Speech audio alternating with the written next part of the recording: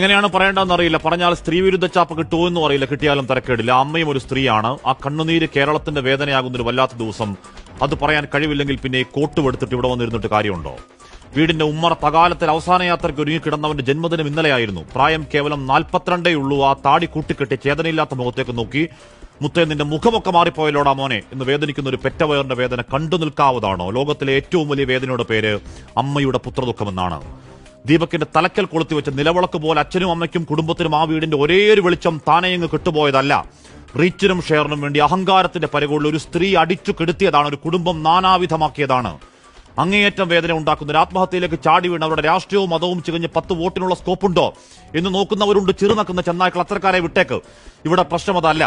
അക്കാലം അത്രയും എല്ലാവരും നല്ലതു മാത്രം പറഞ്ഞൊരാൾ, രാവന്തിയോളം കഷ്ടപ്പെട്ട് അധ്വാനിച്ച് കുടുംബത്തിന് വേണ്ടി ജീവിച്ചൊരുത്തനെ സോഷ്യൽ മീഡിയ കമ്പോളത്തിന് വേണ്ടി സൈബർ ആൾക്കൂട്ടക്കൊലയിൽ തൂക്കിവിറ്റ് കഴിവേറ്റിയതാണ്.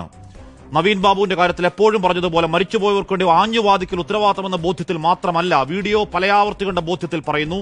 ആ യുവാവ് 110% നിരപരാധി. ഭാരമുള്ളൊരു ബാഗ് ഉയർത്തുമ്പോൾ അറിയാതെ പറ്റിയത്, റീച്ചിന് പറ്റിയ ഒരു കോപ്പ് കിട്ടിയ ആനന്ദത്തിൽ ചിരിച്ചുകൊണ്ട് ലൈംഗികാതിക്രമം പകർത്തിയെന്ന് ആരോട് പറയാനാണ്?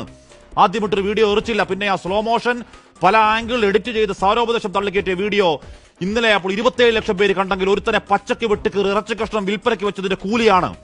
കഷായം ഗ്രീഷ്മയ്ക്കും കൂടത്തായി ജോളിക്കും വേണ്ടി വാദിച്ചവർ ഇവിടെയും ഒരു ഹാഷ്ടാഗ് അവൾക്കൊപ്പം ഉണ്ടാക്കി ഇറങ്ങുന്നുണ്ട്. സ്ത്രീപക്ഷ കാപട്യങ്ങളെ നാണമുണ്ടോ? കോൾ ഔട്ട് എന്നും പറഞ്ഞ് യഥാർത്ഥ പരാതികളെയും തൊലക്കലാണ് നിങ്ങളുടെ പണി. ശരിയായ പരാതിയിൽ ആർജവത്തോട് അവൾക്കൊപ്പമാണ്. പക്ഷേ ഈ വ്യാജങ്ങളെ, സോഷ്യൽ മീഡിയ കോണ്ടന്റ് അപരാധങ്ങളെ സ്ത്രീ സമൂഹം ചെറുക്കുന്നില്ലെങ്കിൽ ഇനിയും അച്ഛനും മക്കളും ഭർത്താവുമടക്കം മച്ചകത്ത് തൂങ്ങിയാടും വേട്ടക്കിരകൾ, ആൺ ശവങ്ങൾ. ഏതോ സമാന്തര ലോകത്ത് ലൈക്കത്രയെന്ന് നോക്കി പൂണ്ടിരിക്കുന്ന പെർവേർട്ടുകൾ അടങ്ങരുത്. ഫോണും തൂക്കി ഇറങ്ങണം. ഗോവിന്ദാപുരത്തെ അമ്മയുടെ കണ്ണുനീരും മകന്റെ വായ്ക്കരയും കൂടി പിടിച്ച് വീഡിയോ ഒരു മ്യൂസിക് ഇട്ട് തള്ളിക്കയറ്റ്. അങ്ങോട്ട് കുത്തിക്കയറട്ടെ, ലൈക്കും ഷെയറും തീരട്ടെ നിന്റെയൊക്കെ മുടിഞ്ഞ ആർത്തി. പ്രിയ പ്രേക്ഷകർക്ക് എൻകൗണ്ടറിലേക്ക് സ്വാഗതം.